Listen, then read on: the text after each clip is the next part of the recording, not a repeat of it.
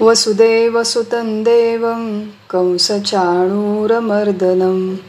देवकी परमानन्दं कृष्णं वन्दे जगद्गुरुं। प्रपन्नपारिजाताय तोत्रवेत्रैकपाणये ज्ञानमुद्राय कृष्णय गीतामृतदुहे नमः। ब्रह्मानन्दं परमसुखदं केवलं ज्ञानमूर्तिं द्वन्द्वातीतं गगनसदृशं तत्त्वमस्यादिलक्ष्यम् एकं नित्यं विमलमचलं सर्वधी साक्षिभूतं भावातीतं त्रिगुणरहितं सद्गुरुं तन्नमामि। गोपाल कृष्ण भगवान की जय। सद्गुरुनाथ महाराज की जय।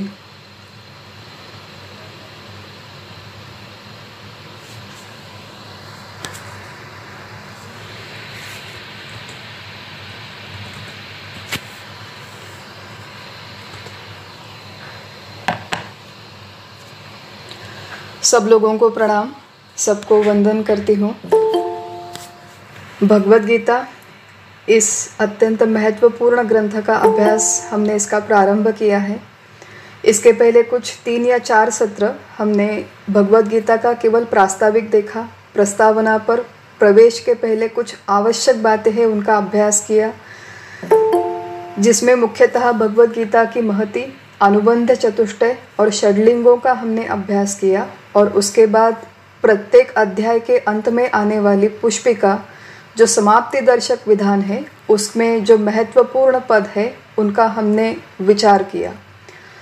श्रीमद् भगवद गीतासु उपनिषत्सु ब्रह्म विद्यायाम योग शास्त्रे और श्री कृष्णार्जुन संवादे, इस प्रत्येक पद का एक विशेष विशिष्ट अर्थ है। इस अर्थ की पूर्व कल्पना होना आवश्यक है, और ये पूर्व कल्पना, पूर्व तैयारी करके जब हम गीता में प्रवेश करते हैं तो उस अभ्यास का उपयोग होता है। और उस अभ्यास के माध्यम से हम लोग आत्म परीक्षण कर पाते हैं, क्या हमारी प्रगति योग्य दिशा में हो रही है या नहीं, इसकी हम लोग इसके बारे में आत्म परीक्षण कर पाते हैं। श्रीमद् भगवद गीतासु उपनिषत्सु और ब्रह्म विद्यायाम, ये 3 पदों का हमने पहले सत्र में विचार किया। और जो हमारा पिछला वर्ग था उसमें हमने योग शास्त्रे और श्री कृष्णार्जुन संवादे, इन 2 शब्दों का विचार किया। महत्वपूर्ण शब्द है योग शास्त्रे। योग शब्द का अर्थ है ऐक्य, जुड़ना, मनुष्य का अपने स्वरूप के साथ जुड़ना, जीवात्मा का परमात्मा के साथ जुड़ना। इसके लिए जो शास्त्र कहा गया है वो योग शास्त्र है। और संपूर्ण भगवद गीता के जो 18 अध्याय हैं उनका प्रमुख उद्देश्य इस योग का प्रतिपादन करना। किस तरह से, किस दृष्टिकोण से, किस तरह की कृति, उपासना, विचार और आचार करके मनुष्य का अपने स्वरूप के साथ ऐक्य होगा, जीवात्मा का अपने परमात्मा के साथ ऐक्य होगा। इसके लिए इन सारे 18 अध्यायों की रचना की गई है। कल हम लोग अंत में देख रहे थे कि इस तरह का अपने स्वरूप के साथ ऐक्य होने से पहले जीवात्मा के कुछ कुयोग है, मनुष्य के कुछ कुयोग है। ये कुयोग उसके स्वभाव में है, उसके बुद्धि में है, उसकी वृत्ति में है, अंतःकरण में है। इन कुयोगों का निर्मूलन होना सबसे पहले आवश्यक है। सुयोग और कुयोग, ये संकल्पना जब हम लोग देख रहे थे तो एक बात हमें समझ में आई कि वहाँ पर काफ़ी सारा एरिया, उसे ग्रे एरिया कहते हैं, कि काफ़ी सारे बातों का हम लोग एब्सोल्यूट निर्णय नहीं कर पाते, ये अच्छी बात है या बुरी बात है। प्रसंग के अनुरूप उसका निर्णय करना पड़ता है, संदर्भ के अनुरूप उसका निर्णय करना पड़ता है। एक और बात हमने देखी कि जो व्यक्ति सज्जन है, सदाचारी है, उनके साथ अन्याय नहीं होगा, ऐसा समाज में कभी संभव नहीं है। प्रत्यक्ष जब राम और कृष्ण इनके अवतार इस पृथ्वी पर थे, उस समय भी सज्जनों पर अत्याचार होते थे, स्त्रियों पर अत्याचार होते थे। उस समय भी दुर्जन लोग इस समाज में थे, उस समय भी सज्जन लोग थे, उनके बीच में युद्ध होता था। तो युद्ध होना, संघर्ष होना, संग्राम होना, ये मानवीय जीवन की, मानवीय समाज की हमेशा से एक व्यवस्था रही है। इस व्यवस्था को कोई टाल नहीं सकता। हम लोग चाहे कितने ही सपने देखें, आदर्शवादी समाज के सपने देखे, यूटोपिया कहते हैं, यूटोपिक वर्ल्ड व्यू होता है कि सारे समाज में सुख शांति होगी, सारे लोग अच्छा व्यवहार करेंगे, मैं बहुत सदाचारी हूँ तो मेरे साथ कोई अन्याय नहीं करेगा। ऐसी बातें केवल सपनों में होती है। वास्तविक हमारा जो समाज जीवन है, आजकल तो हम लोग कलयुग में रहते हैं। सज्जन और दुर्जन दोनों तरह के लोग हमेशा से समाज में थे, पहले भी थे, आज भी है और बाद में भी रहेंगे। सज्जन लोगों का ये काम है कि अपने स्वयं के सुरक्षा के लिए वो सदा सज्ज रहे। अपने स्वयं की सुरक्षा के लिए जितना बल आवश्यक है, अब सारे लोग शारीरिक बल को संपादन नहीं कर सकते, तो बुद्धि के बल को संपादन करे, धन के बल को संपादन करे, अच्छी विद्या संपादन करे, जितना हो सके उतना बल संपादन करना, ये सज्जन सदाचारी लोगों का काम है। भगवद गीता, महाभारत का संपूर्ण युद्ध ये संदेश हमें देते हैं। अर्जुन ने भी, अगर हम लोग देखें, पांडवों के महाभारत की कथा हमने देखी है कि पांडव जब वनवास में गए थे, अज्ञातवास में गए थे, तो वो शांति से आराम से वहाँ पे बैठ के सोते नहीं थे। अर्जुन ने वहाँ पे तपश्चर्या की, स्वर्ग में गया, पाशुपतास्त्र जैसे अस्त्रों का उसने अर्जन किया, अनेक सारे शस्त्र अस्त्र उन्होंने प्राप्त किए और वो युद्ध के लिए उन 14 सालों में सज्ज हो गए। अब हम लोग ये कह सकते हैं कि अर्जुन और पांडव सारे क्षत्रिय थे, इसलिए वो युद्ध के लिए सज्ज थे। तो जैसे मैंने कहा कि उन लोगों का संघर्ष अलग स्तर पर था, अलग लोगों के साथ था, अलग संदर्भ में था। हम लोगों का सामान्य जीवन है, हम लोगों का एक सामान्य संदर्भ है, सामान्य हमारे सामाजिक संदर्भ है अर्जुन की तुलना में। तो हम लोगों को हमारे स्तर पे जितना भी संघर्ष करना आवश्यक है, अन्याय का प्रतिकार करना आवश्यक है, उसके लिए जितना बल आवश्यक है वो संपादन करना हमारा कर्तव्य है। ये संरक्षण हमारे लिए दूसरा कोई आकर करेगा और मैं वैसे ही निठल्ले की तरह बैठी रहूँगी, इस तरह की अपेक्षा करना समाज से, अपने आप से ये योग्य नहीं है। तो सज्जन सदाचारी व्यक्ति सदैव अपने स्वयं की सुरक्षा के लिए जितना हो सके उतना सज्ज रहे, ये सबसे पहली बात। दूसरी बात हमने देखी थी कि कुयोग में 2-3 बातें हैं, जैसे अन्याय को कभी क्षमा नहीं करना चाहिए। कल हमने काफ़ी सारा इसके बारे में चर्चा की कि अन्याय को क्षमा न करना ये एक सब्जेक्टिव बात है, रिलेटिव बात है। किस बात को हम अन्याय कहेंगे और किस बात को हम अन्याय नहीं कहेंगे, यहीं से ये सारी शुरुआत होती है। काफ़ी सारे लोगों ने सुना होगा कि आजकल एक फिल्म है, काफ़ी चर्चे में है, जिसका नाम है ओपेनहाइमर। इंग्लिश फिल्म है और काफ़ी सारे लोगों ने देखी भी होगी। एक बहुत बड़े फिजिसिस्ट होके गए, फिजिक्स के साइंटिस्ट, जो फादर ऑफ एटॉमिक बॉम्ब के नाम से जाने जाते हैं, जे ओपेनहाइमर। उनके चरित्र पर यह संपूर्ण फिल्म की रचना हुई है। इन्होंने अमेरिका के सबसे पहले एटॉमिक बॉम्ब का निर्माण किया था और वही बॉम्ब यूएस ने जापान के ऊपर डाला और उसके बाद बहुत बड़े स्तर पर नरसंहार हुआ। ये फिल्म जब रिलीज़ हुई तो वहाँ पर बहुत बड़ी चर्चा हुई कि ये जो ओपेनहाइमर थे बहुत बुद्धिमान साइंटिस्ट थे। He was known to be a very very brilliant person. तो इन्होंने इनकी बुद्धि का योग्य कार्य के लिए उपयोग किया या नहीं किया, इसके बारे में बहुत बड़ी चर्चा सोशल मीडिया पर हुई है, न्यूज़पेपर्स में हुई है, ड्राइंग रूम्स में हुई है। और लोगों ने ऐसे प्रश्न पूछे हैं कि इस तरह कोई व्यक्ति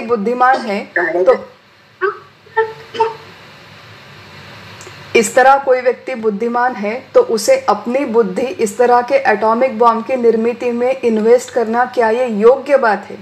क्या ओपेनहाइमर ने किया वो ठीक था या वो ठीक नहीं था? इस तरह की बहुत सारी चर्चा हो रही है। उन्हें अपने जीवन काल में बहुत सारा मान मिला, सम्मान मिला, प्रतिष्ठा मिली, यश मिली, अपयश भी मिला। तो फिल्म में काफ़ी सारी बातें बताई हैं, पॉलिटिकल बातें। लेकिन यहाँ पर मुद्दा ये महत्वपूर्ण है कि ऐसे किसी व्यक्ति के पास बुद्धि है तो वो एटॉमिक बॉम्ब का निर्माण करना ये अच्छा कार्य है या ये बुरा कार्य है? तो हम लोग जब ऑब्जेक्टिवली इस प्रश्न का विचार करते हैं तो ये कार्य अच्छा भी नहीं है, ये कार्य बुरा भी नहीं है, ये समाज की आवश्यकता है। कई सारे लोगों ने ये प्रश्न उठाए थे कि अगर ओपेनहाइमर या एटॉमिक बॉम्ब की निर्मित नहीं करते तो हिटलर कर लेते, और अगर हिटलर ने पहले बॉम्ब बनाया होता तो सोचिए समाज का क्या होता। तो ये चर्चा हमेशा से पहले भी हुई है, आज भी हो रही है। लेकिन युद्ध होना, संघर्ष होना, सज्जन और दुर्जनों के बीच इस तरह का संग्राम होना, ये समाज की एक आवश्यकता है, समाज की नीड है, नेसेसिटी है। ये समाज से पूरी तरह इसका निर्मूलन हो जाएगा। इस तरह की कोई आदर्शवादी कल्पना हम लोग हमारे मन में ना रखें और इस संग्राम में, इस युद्धमय परिस्थिति में जितनी हमारी भूमिका है, जितनी हमारे पास बुद्धि है, शक्ति है, क्षमता है, उतना हम लोग सबसे पहले हमारे स्वयं के सुरक्षा के लिए व्यवस्था करें और हमारी सुरक्षा की व्यवस्था होने के बाद जितने सारे समाज में दूसरे सज्जन लोग हैं, सदाचारी लोग हैं, उनके सुरक्षा के लिए कोई ना कोई कंट्रीब्यूशन करे, योगदान करे। प्रत्येक प्रसंग में स्वयं उठकर ढाल तलवार से लड़ना ये कोई सोल्यूशन नहीं होता। कौन सा प्रसंग अच्छा है, बुरा है, कहाँ पर मुझे लड़ना चाहिए, कहाँ पर मुझे नहीं लड़ना चाहिए, ये सारी बातों का डिस्क्रिशन होना आवश्यक है। कल बहुत एक सुंदर शब्द की योजना कही गई कि विजडम, मनुष्य के अंदर ये समझदारी होना आवश्यक है। आजकल ये हमारा होता है कि हम लोगों को ऐसे बड़े कोई बॉर्डर पे जाके युद्ध नहीं करने पड़ते, हमें हमारे ऑफिस में करना पड़ता है, कॉरपोरेट लाइफ में करना पड़ता है। वो छोटा बहुत पॉलिटिक्स होता है, थोड़ा बहुत एक वहाँ पे आर्गुमेंट होता है, युद्ध होता है, घर गृहस्थ में होता है, पड़ोसियों के साथ होता है, हमारे रिश्तेदारों के साथ होता है। ये हमारा मैक्सिमम सर्कल है। वहीं पे हमारा जो भी युद्ध है, संग्राम है, वो होते रहता है। अगर छोटी छोटी बात पे हम लोग बखेड़ा खड़ा करेंगे, छोटी छोटी बात पे हम लोग ढाल तलवार लेकर खड़े हो जाएंगे, तो ना तो हमारा जीवन शांत रहेगा, ना दूसरों का जीवन शांत रहेगा। तो विजडम की आवश्यकता है, समझदारी की आवश्यकता है जब भी हम लोग अन्याय के प्रतिकार की बात करते हैं। बात सुनी थी मैंने हाल ही में, कोई एक न्यूली मैरिड कपल था, दोनों भी जॉब करते थे, पति पत्नी है, 2-4 महीने ही शादी को हुए थे। दोनों ऑफिस अपना एक दिन संपूर्ण खत्म करके, समाप्त करके दोनों घर में आए। फ्राइडे का दिन था, शुक्रवार का दिन था, दोनों को घर में आने में लेट हो गया।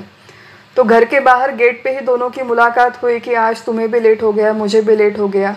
तो पति पत्नी से कहता है कि तुम एक काम करो, घर में जाके बैठो, मैं ज़रा बाहर जाके खाना लेके आता हूँ क्योंकि अभी बहुत लेट है, तुम्हें खाना बनाने के लिए तुम्हारे पास एनर्जी नहीं होगी।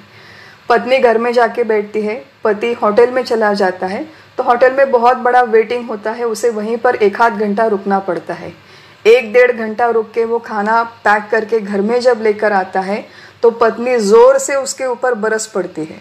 अब पत्नी ने झगड़ा क्यों मोड़ लिया उस समय, रात को 10 बजे जब दोनों ही भूखे हैं, पत्नी ने क्यों झगड़ा मोड़ लिया कि वो जब पत्नी घर में आई तो घर में बिजली गई हुई थी, मई महीना था, घर में बहुत ज़्यादा गर्मी हो रही थी। तो पत्नी अपने पति से झगड़ा करती है कि देखो तुम होटल में चले गए, तुम 1.5 घंटा वहाँ पे एसी में आराम से बैठे थे और मुझे यहाँ गर्मी में रहना पड़ा, मेरे पसीने छूट रहे थे, तुम्हें मेरी कोई केयर है ही नहीं। अब इस तरह के छोटे मोटे इश्यूज़ लेकर हम लोग एक दूसरे से झगड़ते रहे कि तुमने मेरे ऊपर अन्याय किया, मैं एक महिला हूँ और महिला और पुरुष को समान हक मिलने चाहिए। इस तरह की अनावश्यक बातें लेकर अनावश्यक प्रसंगों में अनावश्यक चीज़ों के लिए, बातों के लिए हम लोग झगड़ते रहे।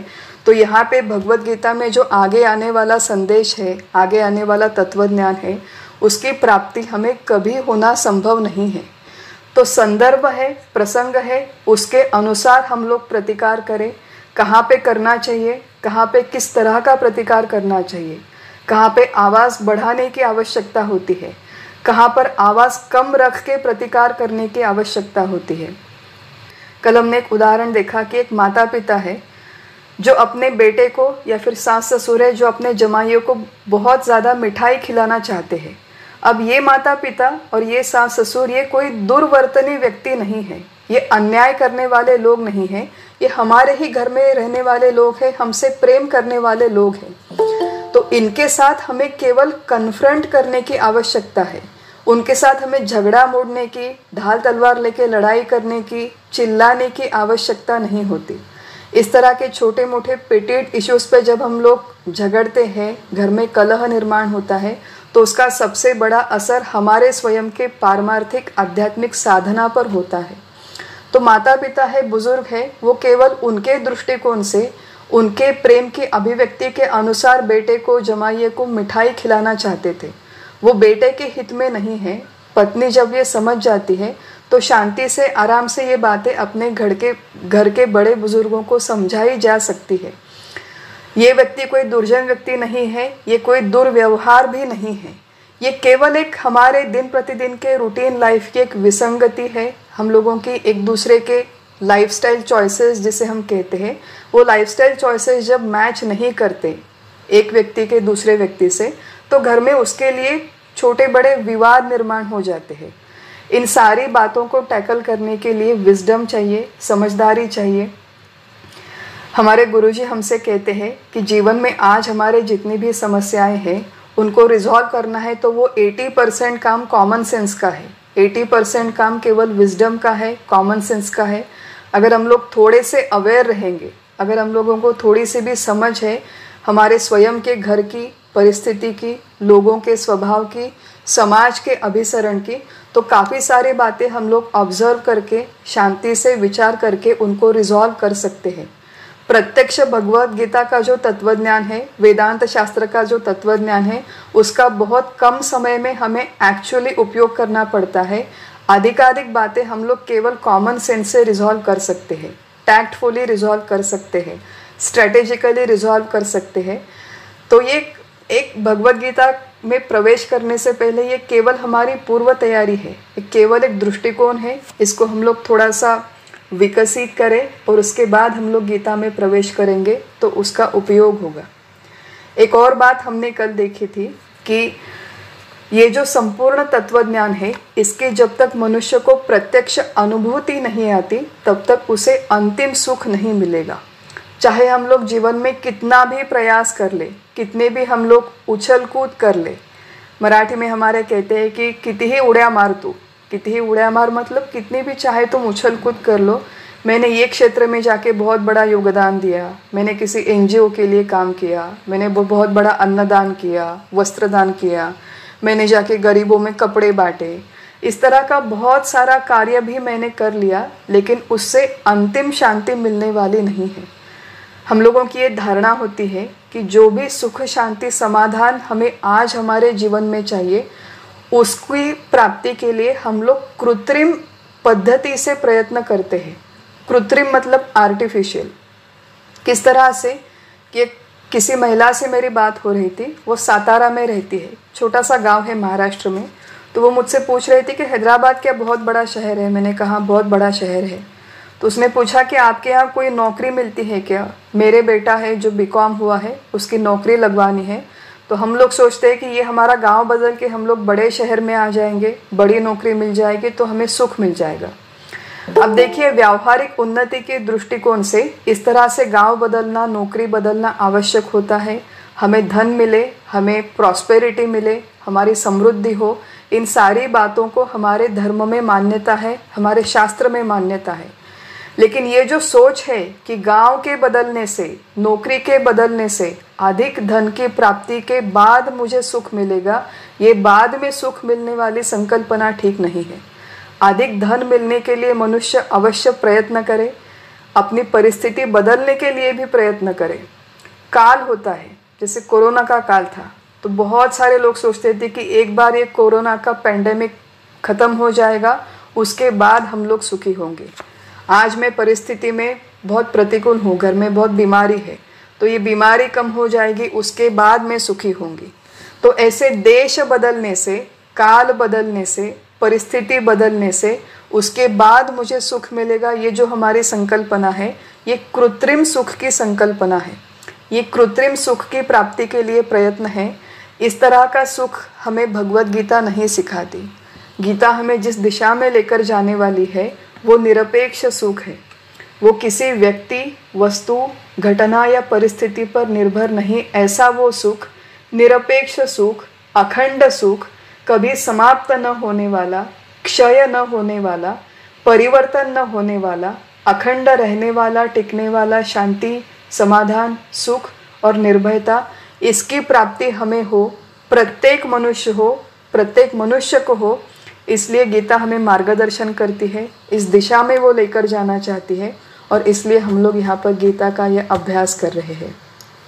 तो ये जो सारा विचार है, ये हमने गीता के प्रास्ताविक में देखा। एक और बात मैं कहना चाहूँगी कि आगे जो आने वाले हमारे चैप्टर्स है, हमारे श्लोक है, उसका अभ्यास करते समय हम महाराष्ट्र में एक प्रसिद्ध संत है, संत ज्ञानेश्वर, उन्होंने भगवत गीता पर मराठी में कमेंट्री लिखी है। बहुत बड़ी पोएटिक कमेंट्री है, काव्यात्मक टीका, जिसका नाम है ज्ञानेश्वरी। महाराष्ट्र में एक अत्यंत प्रसिद्ध गीता के ऊपर लिखा गया ग्रंथ है। ये जो संत ज्ञानेश्वर महाराज है, जो लोग नए हैं उनके लिए मैं कह रही हूँ कि ये संत ज्ञानेश्वर महाराज कुल आज से 1000 साल पहले वो होकर गए थे महाराष्ट्र में। और इनका जन्म स्पेसिफिकली इसलिए हुआ था कि उस समय गीता का ये जो तत्वज्ञान था ये केवल संस्कृत भाषा में उपलब्ध था, और समाज में जितने हायर क्लास लोग हैं जो संस्कृत जानते हैं, केवल उन्हीं तक ये गीता सीमित थी। तो उन्होंने अपने उम्र की केवल 16वीं आयु में गीता पर ज्ञानेश्वरी नाम का ये मराठी ग्रंथ लिखा, पोएटिक काव्यात्मक टीका लिखी। गीता में केवल 700 श्लोक है और ज्ञानेश्वरी में 9000 ओवी है। ओवी मतलब जो एक काव्य रचना, जैसे कबीर के दोहे होते हैं वैसे मराठी में ओवी होती है। तो ऐसे 9000 ओवियों की रचना ज्ञानेश्वर महाराज ने की। एक एक संस्कृत श्लोक के ऊपर उन्होंने अनेकानेक मराठी में ओवी लिखी है। तो हम लोग उनके इस ओवीबद्ध रचना का भी आधार लेकर यहाँ पर आगे अभ्यास करने वाले हैं। गीता का श्रवण हम लोग कैसे करें? ज्ञानेश्वर महाराज की भाषा अत्यंत सुंदर है। तो ज्ञानेश्वर महाराज ने कहा है, एक प्री रिक्विजिट दिया है कि गीता का श्रवण, ज्ञानेश्वरी का श्रवण अभ्यास हम लोग किस अंतःकरण से करें। तो उन्होंने एक बात कही है कि अति हळुवारपण चित्ता आणुनिया, पहले ही अध्याय में कहते हैं। हळुवारपण मतलब नज़ाकत से करें। ये जो हमारा अभ्यास है, ये जो आने वाला अभ्यास है, अत्यंत संवेदनशील मन से करें, नज़ाकत से करें। और संवेदनशील मन का अर्थ है कि जिस मन की ग्रहण शक्ति बहुत अधिक है। हम लोग हमेशा ये होता है कि पढ़ने के लिए बैठते हैं तो हम लोगों का सारा ध्यान केवल शब्द पढ़े, शब्दों के अर्थ पढ़े और जल्दी से जल्दी ये सब कुछ समाप्त करके हम लोग आगे चले जाए। तो लोगों में एक कंपटीशन होती है कि मैंने पहला अध्याय पढ़ लिया, मेरा दूसरा अध्याय हो गया, या फिर मैंने आज तक गीता 5 बार पढ़ी है, मैंने 6 बार लोगों को समझाई है। तो ये इस तरह से शाब्दिक ज्ञान पढ़ना, आगे जाना, टिक मार्क करना, समाप्त करना, ये उद्देश्य नहीं है। यहाँ पर जो मैसेज दिया गया है, यहाँ पर जो संदेश है, उसे ग्रहण करने के लिए अत्यंत धीमा मन हो, अत्यंत संवेदनशील मन हो, ये आवश्यक है। दूसरी बात ज्ञानेश्वर महाराज कहते हैं कि ऐसेनी गभीरपणे स्थिरावलेनी अंतःकरणे आथिला तोची जाणे मानू इये। मतलब अत्यंत गंभीर और शांत अंतःकरण से जो संपन्न है, केवल वही इस गीता का रहस्य जान सकता है। गंभीर अंतःकरण और शांत अंतःकरण, गंभीर का एक अर्थ है सीरियस। तो यहाँ पे अंतःकरण गंभीर हो मतलब एक गहन गूढ़ तत्वज्ञान आकलन करने की उसकी क्षमता हो, और ये क्षमता विकसित करने के लिए जो बाकी के हमारे दिन प्रतिदिन के अनावश्यक झमेले हैं, एक ही बार जीवन में निर्णय कर लें कि क्या आवश्यक है और क्या अनावश्यक है। अनावश्यक झमेले हम लोग जीवन में जितने कम करेंगे उतना हमारा अंतःकरण संवेदनशील हो जाएगा, गंभीर हो जाएगा। गंभीर मतलब गहन तत्व का ग्रहण करने की क्षमता रखने वाला। गंभीर अंतःकरण हो, चेहरा गंभीर होने की आवश्यकता नहीं है। भगवत गीता का अभ्यास करते समय कई बार ये होता है कि चेहरे लोगों के इतने गंभीर हो जाते हैं, इतने सीरियस हो जाते हैं कि मान लीजिए घर में आज ही 2, 4, 5 लोगों की मृत्यु जैसे मानो हो गई है, इतने गंभीर चेहरे से लोग भगवत गीता लेकर बैठते हैं और अभ्यास करते हैं। तो चेहरा गंभीर होने की आवश्यकता नहीं है, अंतःकरण वृत्ति गंभीर हो। इस तत्वज्ञान का ग्रहण करने के लिए अंतःकरण वृत्ति गंभीर हो और शांत हो। जितनी वो अशांत होगी, अब अशांत कहाँ पर होती है, हमने काफ़ी सारे उदाहरण देखे। घर के मामलों में अशांत होती है, व्यवसाय के मामले में होती है, फाइनेंसेस के मामलों में होती है, समाज में जो कुछ चल रहा है उसके मामले में होती है। तो इतनी सारी अशांति होते हुए ये हमारी अपनी जिम्मेदारी है कि ये जो अशांति है ये मेरे बाजू से कम हो जाए, हम लोग उसे मिनिमाइज करें, ये मेरी जिम्मेदारी है। इसे जिम्मेदारी का परमार्थ कहते हैं। मराठी में हमारे गुरुजी कहते हैं कि जवाबदारीचा परमार्थ। तो तो मुझे अगर गीता के अभ्यास के लिए घर में शांति चाहिए, मन में शांति चाहिए, तो प्लेट पे शांति रखकर मुझे कोई देने वाला नहीं है। जितने भी संघर्ष है, जितने भी आर्ग्यूमेंट्स है, जितने भी वाद विवाद है, उनको मेरी बाजू से कम करे, मेरे आजू बाजू के लोगों को शांत रखे, जितना हो सके उतना उनके मन के अनुसार बर्ताव करके घर में सुख शांति बनी रहे, ये मेरी जिम्मेदारी है, लोगों की जिम्मेदारी नहीं है। मैं अपनी गीता की पढ़ाई करूँ, ये मेरे परिवार वालों की जिम्मेदारी नहीं है, घर के दूसरे लोगों की जिम्मेदारी नहीं, ये मेरी जिम्मेदारी है। तो इसके लिए आवश्यक जो अंतःकरण की स्थिति है, घर की स्थिति है, परिस्थिति है, जो समय है, वो निकालना और वो पूर्व तैयारी के साथ ये श्रवण करना, ये सारा का सारा मेरा उत्तरदायित्व है। और इसको अच्छी तरह से समझ के, इसको अच्छी तरह से जान के हम लोग गीता के पहले अध्याय के अभ्यास को आज प्रारंभ करते हैं। पहले अध्याय से पहले एक भगवत गीता की रचना, यहाँ पर सारे लोगों ने एटलीस्ट भगवत गीता की किताब कभी ना कभी हाथ में ली होगी, गीता से सब लोग परिचित होंगे। जो लोग पहली बार सुन रहे हैं उनके लिए केवल एक हाई लेवल ओवरव्यू कि गीता में कुल 18 अध्याय है, 700 श्लोक हैं और प्रत्येक अध्याय का नाम और श्लोक संख्या हमने यहाँ पर नोट्स में लिखी है। यहाँ पर हमारी पहचान के लिए मैं केवल अध्यायों के नाम पढ़ूंगी।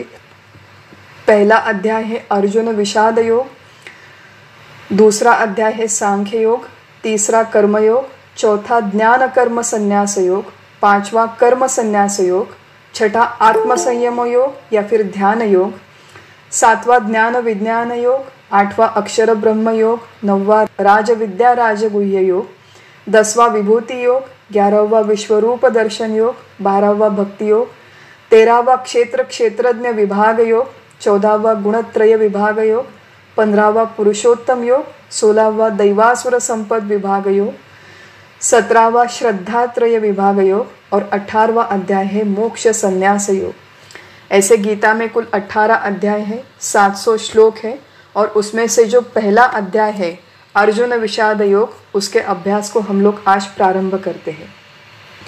पारंपरिक जो गीता का अभ्यास है उसमें अर्जुन विषाद योग पहले अध्याय का अभ्यास करने की परंपरा नहीं है, प्रथा नहीं है। क्यों नहीं है, इसका भी कारण है, क्योंकि पहला संपूर्ण अध्याय और दूसरे अध्याय के पहले 10 श्लोक, इसमें गीता का केवल एक सेटिंग आया है, पार्श्वभूमि वहाँ पर सेटअप की है। प्रत्यक्ष तत्वज्ञान के प्रबोधन को दूसरे अध्याय के 11वें श्लोक से प्रारंभ होता है, ये पहली बात। और दूसरी बात, श्रीमद् आदि शंकराचार्य जिनकी टीका, जिनके शांकर भाष्य को रेफर करके हम लोग यहाँ पर अभ्यास कर रहे हैं, वो शांकर भाष्य भी दूसरे अध्याय के 11वें श्लोक से होता है। तो पहला अध्याय और दूसरे अध्याय के पहले 10 श्लोक, इनका विस्तार से अभ्यास करने की प्रथा हमारे परंपरा में नहीं है। तो हम लोग पहले अध्याय का अभ्यास नहीं करेंगे, केवल एक हाई लेवल ओवरव्यू यहाँ पर देखेंगे और पहले अध्याय का पहला श्लोक, उसका विस्तार से विचार करके हम लोग डायरेक्टली दूसरे अध्याय में प्रवेश करने वाले हैं। आज हम लोग पहले अध्याय का हाई लेवल ओवरव्यू देखते हैं, फिर सबसे पहले श्लोक का विचार करते हैं और उसके बाद पहले अध्याय की यहीं पर समाप्ति होगी। कुल 55 श्लोक है पहले अध्याय में। नाम है अर्जुन विषाद योग, जिसमें इस अध्याय में जैसे मैंने कहा कि मुख्यतः युद्ध की परिस्थिति का वर्णन आया हुआ है। सारे कौरव, सारे पांडव एक रणभूमि में इकट्ठा हुए हैं। कौरवों के पास बहुत सारे योद्धा हैं, पांडवों के पास पांडव है, धृष्टद्युम्न, शिखंडी, विराट जैसे अनेक सारे योद्धा हैं, इकट्ठा रणभूमि पर आते हैं। दुर्योधन और द्रोणाचार्य के बीच में संवाद है। दुर्योधन अपने स्वयं की सेना को देखता है, पांडवों की सेना को देखता है, उनकी तुलना करता है। सारे ये जो योद्धा है, इनके नाम, इनके शंखों के नाम, ये सारे इस अध्याय में दिए गए हैं। फिर पांडवों के सेना ने शंख का नाद किया, कौरवों की सेना ने शंख का नाद किया।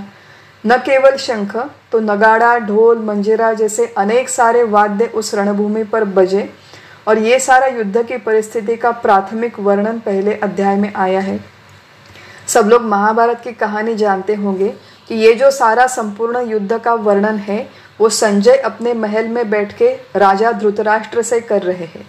तो पहले अध्याय में एक धृतराष्ट्र, संजय, इनके बीच में जो संवाद है, धृतराष्ट्र का केवल एक श्लोक है, फिर संजय के कुछ श्लोक है और फिर बाकी जो श्लोक है वो वर्णनात्मक है। इस तरह से और कुछ अर्जुन के श्लोक है। इस तरह से इस अध्याय का हाई लेवल ओवरव्यू है। इस अध्याय में जो दूसरा वर्णन है वो अर्जुन की मनस्थिति का भी है। अर्जुन अध्याय के बीच में भगवान श्री कृष्ण से कहता है कि हमारा रथ इस रणभूमि के बीच में लेकर चलो, मुझे अपने प्रतिपक्ष के लोगों को देखना है। वो अपने जो चाचा, काका, मामा, अपने चचेरे भाई, अपने गुरु बंधु और बहुत सारी सेना पहचान के लोगों को, अपने परिवार के लोगों को देखता है अर्जुन वहाँ पे, और वहीं पर उसका हृदय अत्यंतिक करुणा से व्याप्त हो जाता है। कल हमने देखा था कृपया परया विष्ट योग, और फिर अर्जुन और भगवान के बीच में संवाद है। अर्जुन के मन में इतना सारा विषाद भर गया था कि वो वहीं पर बैठकर धर्म की बातें उल्टा भगवान को सिखा रहा था। इतनी भी समझ उसमें नहीं रही। क्यों नहीं रही? क्योंकि उसका मन विषाद से व्याप्त था, करुणा से व्याप्त था। भगवान श्री कृष्ण से कहता है कि मेरे अंग शिथिल हो रहे हैं, मेरा गला सूख रहा है, मेरे शरीर में रोमांच है, मेरी त्वचा में जलन हो रही है, मैं खड़ा रहने में भी अब असमर्थ हूँ, ये जो गांडीव धनुष है ये मेरे हाथ से नीचे ज़मीन पर गिर रहा है। इस तरह जो मेरे अपने परिवारजन हैं, मेरे बड़े बुजुर्ग हैं, इनको मारने में कोई भलाई नहीं है, मुझे पाप लगेगा, हमारा कुलक्षय हो जाएगा, वर्ण संकर हो जाएगा, कुल स्त्रियाँ हैं उनका भी विनाश हो जाएगा, तो वगैरह वगैरह वगैरह। अर्जुन अत्यंत दुखी है, मोहग्रस्त है, शोकग्रस्त है, और इस तरह की जो संपूर्ण अर्जुन की स्थिति है इसका वर्णन पहले इस अध्याय में आया है। और इस वर्णन के माध्यम से हम लोग जान सकते हैं कि आने वाले गीता के तत्वज्ञान की पार्श्वभूमि का सेटिंग यहाँ पर हुआ है। तत्वज्ञान तो बहुत बड़ा है, गहन है, लेकिन कौन से बैकग्राउंड पर कहा जा रहा है, उस बैकग्राउंड का वर्णन अगर हम लोग देखें तो अर्जुन की समस्या थी कि अपने जो प्रियजन हैं, परिवारजन हैं, उनके अगेंस्ट युद्ध करना, उनको मारना, इसकी कल्पना से ही वो व्यथित हो गया था। हमारे बारे में अगर हम लोग विचार करें तो हम लोगों को इस तरह मारने की आवश्यकता नहीं होती, लेकिन हमें सिर्फ कन्फ्रंट करना होता है। घर परिवार में ऐसे कई सारे प्रसंग आते हैं कि चाहे हमारे बड़े बुजुर्ग हो, चाहे हमारे समान उम्र के लोग हो, चाहे हमसे छोटे लोग हो, जब उनका वर्तन ठीक नहीं है, भले ही वो कोई दुर्वर्तनी व्यक्ति नहीं, दुराचारी व्यक्ति नहीं, छोटी बड़ी गलतियां करते हैं, तो उन्हें उनकी गलतियों के लिए कन्फ्रंट करना पड़ता है। अर्जुन जैसे अपने लोगों के साथ व्यवहार करने में संभ्रमित हो गया था, बिल्कुल उसी तरह हम भी हमारे जीवन में संभ्रमित हो जाते हैं। बच्चे सोचते हैं कि पता नहीं मैं मेरे माता पिता से ये बात कैसे करूँ, वो क्या सोचेंगे। माता पिता सोचते हैं कि पता नहीं मैं बच्चों के साथ ये बात कैसे करूँ, वो क्या सोचेंगे। भाई भाई एक दूसरे से बात नहीं कर पाते, बहनें बात नहीं कर पाती, और फिर एक दूसरे के प्रति मन में मिसकंसेप्शंस बढ़ते जाते हैं, और इस तरह हमारे घर गृहस्थी में झमेले निर्माण होते हैं। कभी कभी आर्थिक समस्याएं हैं, कभी कभी हमारे ऑफिस के सेटिंग में समस्याएं होती है, लेकिन मुख्यतः जो परिवार के लेवल पे समस्या है जो अर्जुन की थी, वही हमारे जीवन में हमारे स्तर पर एक सिमिलर सेटिंग होता है। अर्जुन जैसे संभ्रमित मोहित था, वैसे हम भी संभ्रमित मोहित हो जाते हैं। तो जो गीता का तत्वज्ञान अर्जुन को कहा गया वो हमको भी एप्लीकेबल है। ये यहाँ पर सबसे पहली बात। अर्जुन को विषाद हुआ था। विषाद शब्द का अर्थ है दुख या फिर खेद, और केवल दुख ये अर्थ नहीं, तो निराशा, निरुत्साह, उदासीन होना, विरक्ति आना, वैराग्य होना या फिर उबग आना, ये सारे अर्थ विषाद ये शब्द के हैं। मराठी में एक शब्द है, उसे कहते हैं कंटाळा। तो अर्जुन को कंटाळा आ गया था, उबग आ गया था, विरक्ति आ गई थी। ये जो भी युद्ध है, ये जो भी युद्ध के कारण है, किसी भी बात के बारे में योग्य विचार करने की उसकी क्षमता नहीं रही थी। और ये जो विषाद है, अर्जुन को ये विषाद क्यों हुआ, इसकी संपूर्ण मीमांसा आने वाले चैप्टर्स में होने वाली है कि अर्जुन को ये दुख क्यों हुआ, हमें इस तरह का दुख जीवन में होता है क्या, और इस तरह के दुख की निवृत्ति के लिए किस तरह से प्रयास किया जाए। अब देखिए, भगवान अर्जुन को जो एक मार्ग यहाँ पर बताने वाले हैं, वो विषाद के निवृत्ति का परिपूर्ण मार्ग है। हम लोग जब हमारी बुद्धि से हमारे जीवन में जितने भी दुख है उसका निवारण करने का प्रयास करते हैं तो वो एक अत्यंत टेम्पररी प्रयास होता है। मेरे मान लीजिए सर में बहुत दर्द है तो मैं दवाई लेके आती हूँ, 2-3 दिन दवाई ली, सर दर्द कम हो गया, तो एक मेरा विषाद, एक मेरी पीड़ा कम हो गई। लेकिन अब घर में कोई व्यक्ति है जो बहुत तापदायक व्यक्ति है, जो बहुत कम ज़्यादा ऊपर नीचे उल्टी सुल्टी बातें मुझसे कर रहा है, अब उससे मैं कैसे डील करूँ? ऑफिस में मेरा बॉस बहुत डिफ़िकल्ट है, उससे मैं कैसे डील करूँ? घर में काम वाली बाई नहीं आती है। तो बहुत सारे हमारे यहाँ प्रसंग होते हैं और छोटे छोटे प्रसंगों में हम दुखी हो जाते हैं। उस दुख के निवारण के लिए अत्यंत तत्कालिक प्रयत्न, टेम्पररी प्रयत्न हम लोग कर लेते हैं और ये जो टेम्पररी प्रयत्न है उसके बाद वो दुख थोड़े समय के लिए कम होता है और फिर दूसरे किसी माध्यम से हमारे जीवन में निर्माण हो जाता है। भगवान यहाँ पर अर्जुन को जो मार्ग बताने वाले हैं वो फुल एंड फाइनल सेटलमेंट है कि एक बार तुम्हारे दुख की पूर्णतः निवृत्ति हो जाएगी और बाद में तुम कभी शोकग्रस्त नहीं होगे। इस तरह का मार्ग वो अर्जुन को बताने वाले हैं विषाद की निवृत्ति के लिए। अर्जुन को विषाद हुआ था, उसके क्या लक्षण हैं, हमारे जीवन में विषाद है या नहीं, इसके क्या लक्षण हैं, तो कुछ 1-2 व्याख्याएं डिक्शनरी में दी गई है कि विषादे कर्तव्ये विदधति जड़ाहा प्रत्युत मुदम। भवभूति की ये व्याख्या है, पुराने ग्रंथों में आई है। इसका प्रमुख अर्थ ये है कि विषाद के कारण जो जड़मूढ़ व्यक्ति है, विचार न करने वाला व्यक्ति है, वो कर्तव्य का सामना होते ही प्रसन्न होने के बजाय कर्तव्य से दूर भागता है। ये विषाद का सबसे बड़ा लक्षण है कि जब काम करने का समय है, कर्तव्य करने का समय है, तो कोई ना कोई बहाना ढूंढ के अगर हम लोग दूर भागते हैं, मुझे नहीं करना है काम, तो ये विषाद का एक लक्षण है, कर्तव्य से दूर भागना। विषाद लुप्त प्रतिपत्ति सैन्यम। प्रतिपत्ति का एक अर्थ है ज्ञान। जो सैन्य था उस सैन्य को विषाद हो गया और विषाद के कारण सैन्य को समझ में नहीं आ रहा था कि मैं लड़ाई करूं या न करूं, किस तरह से करूं, किस तरह से ना करूं। इस तरह के कुछ संदर्भ ग्रंथों में दिए गए हैं। लेकिन हम लोग हमारे संदर्भ में इसका विचार करें तो जब हम लोग दुखी होते हैं तो हम लोग ढंग से एक भी काम नहीं कर पाते। गीता की पढ़ाई तो छोड़ दीजिए, छोटे से छोटे घर की सफाई के काम है तो एक चीज़ जहाँ पे रखनी है तो हम लोग दूसरी जगह पे रख देते हैं। एक बार ऐसे हुआ था, मैंने सुना था कि सूजी का हलवा बनाने का समय है और व्यक्ति जो सूजी का हलवा बना रही है तो चीनी डालने के बजाय पूरा 2 कप भर के उन्होंने उसमें नमक डाल दिया। उतना उनका चित्त जगह पर नहीं था, संभ्रमित था। तो इस तरह की गलतियाँ जब होती है वो विषाद के परिणाम है, मोहित होने के परिणाम है, मोहित होने के लक्षण है और उसके निर्मूलन के लिए आने वाले संपूर्ण गीता की रचना हुई है। ये हुआ अर्जुन विषाद योग का एक ओवरऑल हाई लेवल ओवरव्यू और इसमें जो पहला श्लोक है इसको हम लोग पढ़ेंगे और इसका अभ्यास करने का प्रयास करेंगे। ये पहले श्लोक के ऊपर एक यूनिक टेक है जो हमारे सद्गुरु परम पूज्य डॉक्टर काका इन्होंने हमें सिखाया था और गीता के अभ्यास के लिए अत्यंत महत्वपूर्ण ऐसा ये दृष्टिकोण है। पहले श्लोक में भगवत गीता का सबसे पहला श्लोक और पहले अध्याय का पहला श्लोक, इसमें धृतराष्ट्र कहता है, धर्मक्षेत्रे कुरुक्षेत्रे समवेता युयुत्सवः मामका पांडवाश्चैव किमकुर्वत संजय। धृतराष्ट्र ने कहा, हे संजय, कुरुक्षेत्र जो धर्मक्षेत्र भी है उसमें एकत्रित युद्ध की इच्छा रखने वाले मेरे अपने और पांडु के पुत्र क्या कर रहे हैं। यहाँ से भगवत गीता का प्रारंभ होता है। अब देखिए, संपूर्ण गीता में जो 700 श्लोक है उसमें धृतराष्ट्र के मुख में केवल एक श्लोक है और वो ये पहले अध्याय का पहला श्लोक, धर्मक्षेत्रे कुरुक्षेत्रे।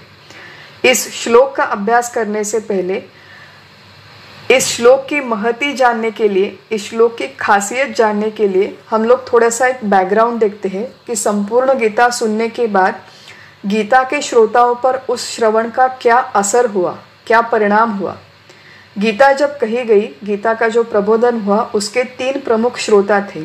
एक अर्जुन जिसे प्रत्यक्ष प्रबोधन हुआ, दूसरा संजय जिसे अप्रत्यक्ष प्रबोधन हुआ क्योंकि उसे दिव्य दृष्टि मिली थी, दिव्य श्रुति मतलब श्रवण शक्ति मिली थी, और तीसरे धृतराष्ट्र जिन्होंने संजय के माध्यम से ये संपूर्ण गीता सुनी, संपूर्ण महाभारत का युद्ध के बारे में उन्होंने सुना।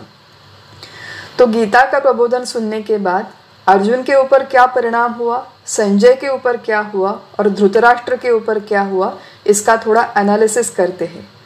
अर्जुन के ऊपर क्या परिणाम हुआ, तो अर्जुन ने अंत में भगवान से कहा, नष्टो मोह स्मृतिर्लब्धा त्वत्प्रसादान् मयाच्युत स्थितोस्मि गत संदेह करिष्ये वचनम तव। अर्जुन ने कहा कि भगवान, आपके प्रबोधन से मेरा संशय पूर्णतः नष्ट हो गया है, मुझे स्मृति प्राप्त हो गई है और आप अब मेरे मन में कोई संदेह नहीं, कोई संशय नहीं, कोई भ्रम नहीं, शंका नहीं। और करिष्ये वचनम तव, अर्जुन में पूर्णतः अर्जुन के विचार में बदलाव आ गया, परिवर्तन आ गया। पहले वो युद्ध के लिए तैयार नहीं था, अब गीता के अंत में कहता है कि करिष्ये वचनम तव, आप मुझसे जो भी कहोगे आपके आज्ञा के अनुसार मैं करूँगा। ये अर्जुन का सबसे पहला एक अर्जुन का परिणाम है जो इस श्लोक में कहा गया है, 18वें अध्याय के श्लोक में ये कहा गया है। संजय के ऊपर क्या परिणाम हुआ वो भी 18वें अध्याय के अंत में आता है। संजय बोलते हैं 18वें अध्याय के अंत में, तच्च संस्मृत्य संस्मृत्य रूपम अत्यद्भुतम हरेः विस्मयो में महान राजन हृष्यामि च पुनः पुनः। तो संजय अत्यंत हर्ष उल्लास से युक्त है। विश्वरूप दर्शन देखा, भगवान श्री कृष्ण का इतना बड़ा रूप देखा, इतने बड़े तत्वज्ञान का प्रबोधन सुना, तो संजय कहते हैं कि मुझे बहुत अधिक हर्ष हुआ है और बार बार इस संवाद का स्मरण करके, बार बार उस विश्वरूप का स्मरण करके मैं बार बार हर्षित हो रहा हूँ, बार बार मुझे आनंद हो रहा है। तो उन संजय के ऊपर भी बहुत बड़ा परिणाम हुआ। ही वॉज मूव्ड और वो थोड़े से भावनावश हो गए थे, लेकिन संजय के ऊपर परिणाम हुआ, अर्जुन के ऊपर परिणाम हुआ। लेकिन गीता के अंत में ये संपूर्ण प्रबोधन प्रत्यक्ष भगवान के मुख से सुनने के बाद, अब भगवान के मुख से मतलब संजय के माध्यम से सुनने के बाद भी धृतराष्ट्र के ऊपर क्या परिणाम हुआ, ये कहने वाला एक भी श्लोक गीता के अंत में नहीं आता कि धृतराष्ट्र के ऊपर क्या परिणाम हुआ। ये हमें इन्फर करना पड़ता है। इन्फर हम लोग कैसे कर सकते हैं कि देखिए संजय वहाँ पर बैठा है, बहुत एक्साइटेड है, बहुत हर्ष है, उल्लास है और अत्यंत उत्साह के साथ वहाँ पर बैठकर वर्णन कर रहा है। इतना सब वर्णन करने के बाद ये यहाँ पर हुआ होगा, ये इन्फरेंस है कि धृतराष्ट्र के ऊपर कोई परिणाम नहीं। He was completely unmoved, untouched. ये संपूर्ण तत्वज्ञान का उसके ऊपर कोई परिणाम नहीं हुआ।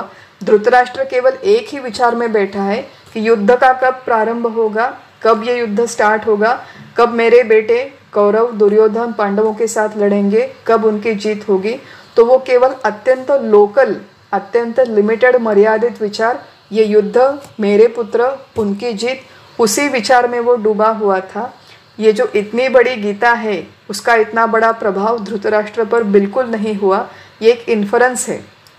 संजय ये देखता है कि मैंने इतना सब कुछ उत्साह से कहा, हर्ष से कहा, लेकिन राजा के ऊपर कोई परिणाम नहीं। तो गीता के अंतिम श्लोक में संजय कहते हैं, यत्र योगेश्वर कृष्णो यत्र पार्थो धनुर्धरः तत्र श्रीर विजयो भूतिर ध्रुवा नीतिर्मतिर्मम। जहाँ पर योगेश्वर कृष्ण है, धनुर्धर पार्थ है, वहीं पर विजय होगी, श्री होगी। और ये जो सारी बातें हैं, ये युद्ध का परिणाम क्या है, ये धृतराष्ट्र ने संजय से पूछा नहीं था। संजय नौकर है, धृतराष्ट्र बहुत बड़े राजा है, सम्राट है।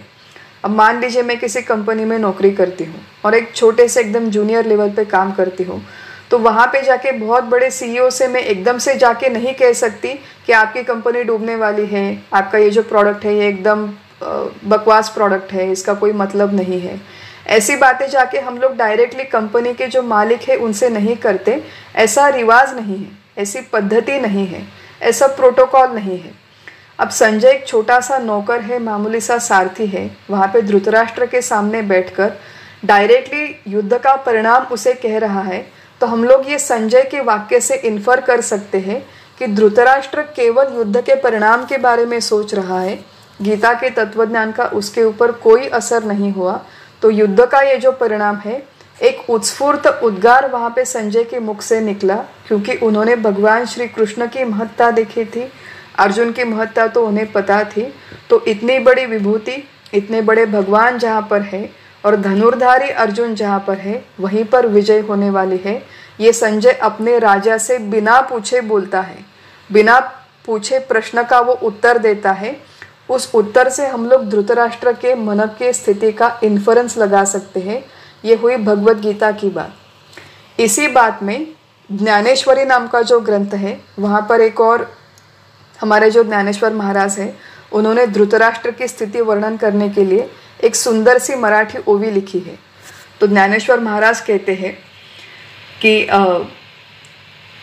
ज्ञानेश्वर महाराज कहते हैं, अहो ऐकिजत असे की अवधारा, तव इया बोला निवांत म्हातारा, जैसा म्हैसा नुठी का पुरा, तैसा उगाची असे। मराठी में वर्ष है, उसका अर्थ मैं कहती हूँ कि सुन लीजिए श्रोता लोग, आप सुन लीजिए कि ये जो म्हातारा मतलब बूढ़ा व्यक्ति, बूढ़ा राजा जो वहाँ पे बैठ के सुन रहा था, धृतराष्ट्र ये जो बूढ़ा राजा था वो किस तरह था, तो एक भैंसे की तरह है। मान लीजिए कोई एक भैंसा है, अत्यंत आलसी भैंसा है, वो किसी कीचड़ में जाकर बैठा, तो वहाँ पे कीचड़ है, पानी है, लोग आजू बाजू में जा रहे हैं, उसके शरीर पर कीचड़ आ रहा है, लेकिन भैंसा भैंसा ही होता है, वो वहीं पर बैठा रहता है, वो ज़रा सा भी यहाँ से वहाँ नहीं हिलता। तो वो बिल्कुल न हिलने वाला जैसा भैंसा है, अनमूढ़, बिल्कुल उसी तरह ये धृतराष्ट्र राजा है। ऐसा ज्ञानेश्वर महाराज कहते हैं कि ये भैंसे की तरह राजा इतना सुंदर तत्वज्ञान सुनने के उपरांत भी वैसे कि वैसा ही बैठा रहा। मेरे बेटों का क्या होगा, इसी के बारे में सोचता रहा। अब देखिए, गीता वही है, शब्द वही है, प्रबोधन करने वाला एक ही व्यक्ति है, लेकिन प्रत्येक सुनने वाले श्रोता के ऊपर इसका अलग अलग परिणाम हुआ। शब्द वही है। व्यवहार में देखिए कि ऐसा कई बार होता है। आईपीएल की मैच चल रही है, मान लो कमेंट्री है, रेडियो पे 3 लोग सुन रहे हैं कि मुंबई इंडियंस फाइनल्स की मैच है और मुंबई इंडियंस की मैच है, मुंबई इंडियंस जीत गई, बिल्कुल नेक टू नेक मैच चल रहा है और अंत में अंतिम बॉल पर मुंबई इंडियंस जीत गई। ये शब्द जब कमेंटेटर बोलता है तो एक जो व्यक्ति कमेंट्री सुन रहा है, मुंबई इंडियंस का फैन है, वो बहुत ज़्यादा खुश हो जाता है। दूसरा व्यक्ति है जो मुंबई इंडियंस के खिलाफ टीम है, उसका फैन है, तो उस व्यक्ति को बहुत दुख होता है। और तीसरे व्यक्ति है जिसे क्रिकेट में कोई इंटरेस्ट नहीं है, कोई भी टीम आए, कोई भी जीते टीम, उसे कोई लेना देना नहीं है, तो तीसरे व्यक्ति के ऊपर उसका कोई परिणाम नहीं होता। एक ही शब्द है, लेकिन अलग अलग सुनने वाले हो तो अलग अलग परिणाम होता है। बिल्कुल उसी तरह एक ही गीता, एक ही प्रबोधन, लेकिन अलग अलग सुनने वाले और अलग अलग परिणाम है। धृतराष्ट्र के ऊपर इतने बड़े तत्वज्ञान का कोई परिणाम नहीं हुआ। ऐसा कैसे हो सकता है, ऐसा क्यों हुआ? इसकी जब कारण मीमांसा हम लोग करते हैं तो कारण मीमांसा के लिए ये पहला श्लोक है, धर्मक्षेत्रे कुरुक्षेत्रे समवेता युयुत्सवः मामकाः पांडवाश्चैव किम कुर्वत संजत। तो धृतराष्ट्र ने पहले श्लोक में क्या कहा था, इसका थोड़ा सा हम लोग बारीकी से एनालिसिस करते हैं। क्या कहता है धृतराष्ट्र कि ये जो कुरुभूमि है, कुरुक्षेत्र है, जो धर्म क्षेत्र भी है, यहाँ पर बहुत सारे लोग इकट्ठा हुए हैं। युद्ध के लिए एकत्रित होने वाले मेरे लोग, मेरे अपने और पांडव। अब देखिए, धृतराष्ट्र ने ये नहीं कहा कि कौरव और पांडव इनके बीच में क्या हो रहा है, कौरव शब्द का उपयोग उन्होंने नहीं किया। उन्होंने कहा कि मेरे अपने लोग और पांडव, मतलब जो कौरव है वो मेरे हैं, अपने हैं, और पांडव मेरे अपने नहीं है, मेरे शत्रु हैं। धर्म क्षेत्रे कुरुक्षेत्रे, इस श्लोक का अगर हम लोग केवल शब्दशः अर्थ देखते हैं तो हमें केवल इतना ही समझ में आएगा कि धृतराष्ट्र युद्ध के परिस्थिति के बारे में संजय से पूछ रहा है। लेकिन इस श्लोक को जब हम लोग हमारे दैनिक जीवन से लाकर जोड़ने का प्रयास करते हैं तो इसका बहुत बड़ा संबंध हमारे जीवन से भी है। किस तरह संबंध है उसे समझने का प्रयास करते हैं। क्षेत्र शब्द है, क्षेत्र शब्द का एक अर्थ है खेत, खेती। क्षेत्र शब्द का दूसरा अर्थ है भूमि, स्थल। धर्म क्षेत्रे कुरुक्षेत्रे, जिस रणभूमि पर ये प्रसंग हो रहा है, युद्ध हो रहा है, वो भूमि का एक विशेष महत्व है। वो धर्म भूमि भी है, वो युद्ध भूमि भी है, वो ऐतिहासिक भूमि भी है और वो आध्यात्मिक भूमि भी है। वहाँ पर युद्ध हो रहा है। धर्म भूमि क्यों है? क्योंकि धर्म की प्रस्थापना के लिए वहाँ पर युद्ध हो रहा है। ऐतिहासिक भूमि क्यों है? क्योंकि इस संपूर्ण प्रसंग का वर्णन जय नाम के इतिहास में आया है, तो वो एक ऐतिहासिक भूमि भी है और वो आध्यात्मिक भूमि भी है।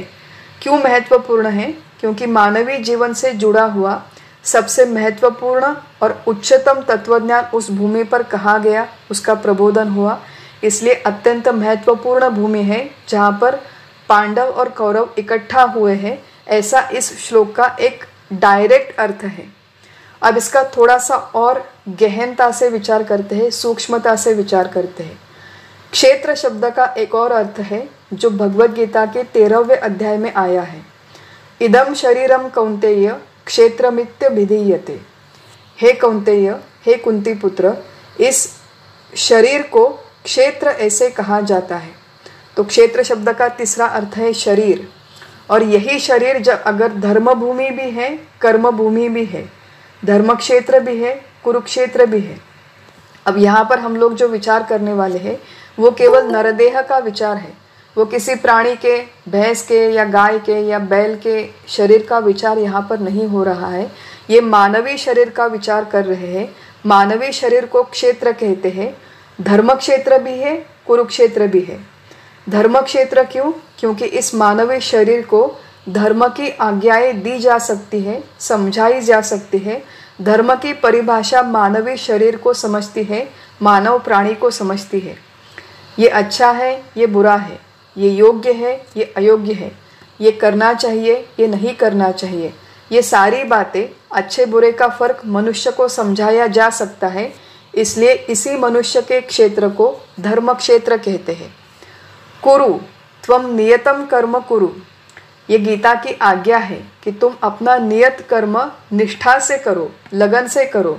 तो कर्म करने की, क्रियमाण कर्म स्वातंत्र जिसे कहते हैं, कर्म करने का स्वातंत्र्य केवल मनुष्य देह को दिया गया है। इसलिए इसी मनुष्य देह को धर्म क्षेत्र भी कहा जाता है, कुरुक्षेत्र भी कहा जाता है। और यहीं पर युद्ध के लिए जमे हुए दो तरह के लोग हैं। अब देखिए, मनुष्य के शरीर की ही कल्पना की गई है कि यही एक युद्ध भूमि है, धर्म युद्ध की भूमि है, कुरुक्षेत्र की भूमि है। और इसी भूमि में, इसी शरीर के अंदर पांडव भी है, कौरव भी है। यहाँ पर कौरव पांडव केवल लोग नहीं, तो एक व्यक्ति रेखा है, सिंबॉलिक है। कौरवों में से 3 प्रमुख कौरव है, दुर्योधन, दुशासन और शकुनी। पांडवों में प्रमुख पांडव है युधिष्ठिर, भीम और अर्जुन।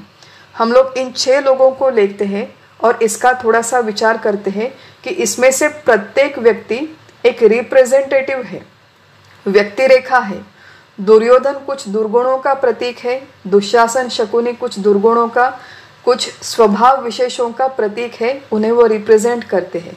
और उसी तरह अर्जुन, भीम और युधिष्ठिर भी कुछ गुणों को रिप्रेजेंट करते हैं।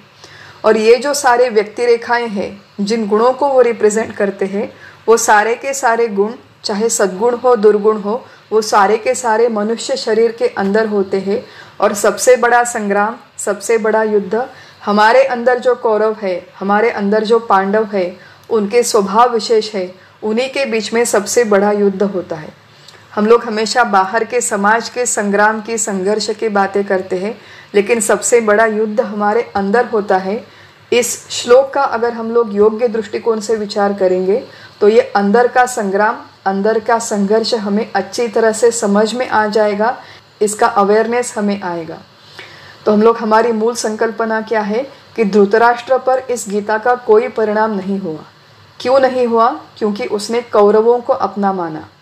कौरव कौन है? दुर्योधन, दुशासन और शकुनी।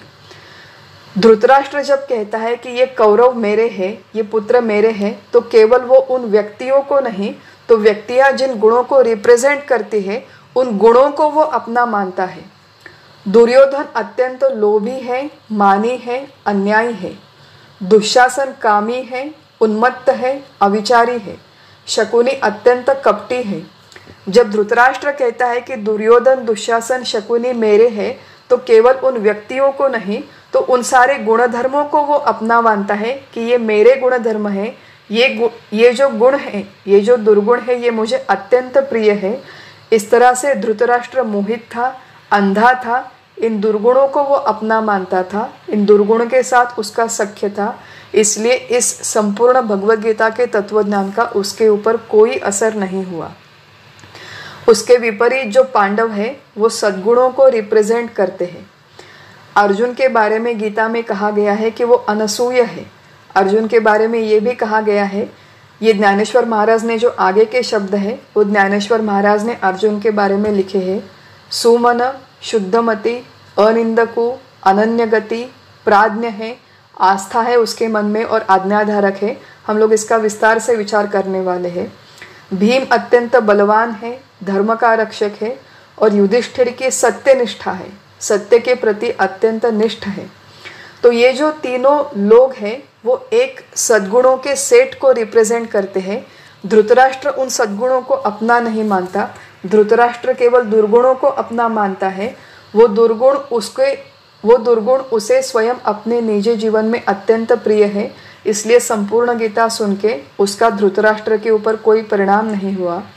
और उसके विपरीत हमारे मराठी में एक अभंग है जिसमें लिखा गया है कि द्वारकेचे राणे पांडवा घरी। द्वारकेचे राणे मतलब द्वारका के राजा। द्वारका के राजा कौन है? श्री कृष्ण है। वो किसके घर पे जाते थे, किसके घर पे रमते थे? वो पांडवों के घर में जाते थे, पांडवों के घर में रममाण होते थे, वहीं पर उन्हें अच्छा लगता था। क्यों ऐसा है कि उन्हें पांडवों के घर में अच्छा लगता था? क्योंकि पांडवों में इतने सारे सद्गुण थे। तो इतने सारे सद्गुण अगर हमारे अंदर होंगे तो द्वारके के राणे एक दिन मेरे घर पे आएंगे, और अगर इतने सारे दुर्गुण मेरे अंदर होंगे तो संपूर्ण गीता का अध्ययन करने के उपरांत भी मुझे इसका कोई उपयोग नहीं होगा। अगर मैं धृतराष्ट्र के जैसी हूँ, अगर मेरे अंदर दुर्योधन, दुशासन, शकुनी उनके दुर्गुण प्रबल है, उनको मैं अपना मानती हूँ, तो ये गीता का कितना भी मैं चाहे अभ्यास करूँ इसका मुझे उपयोग नहीं होगा। और उसके विपरीत इतने सारे सद्गुण मेरे अंदर होंगे तो ये सद्गुणों की वजह से एक दिन स्वयं भगवान श्री कृष्ण मेरे पास आएंगे।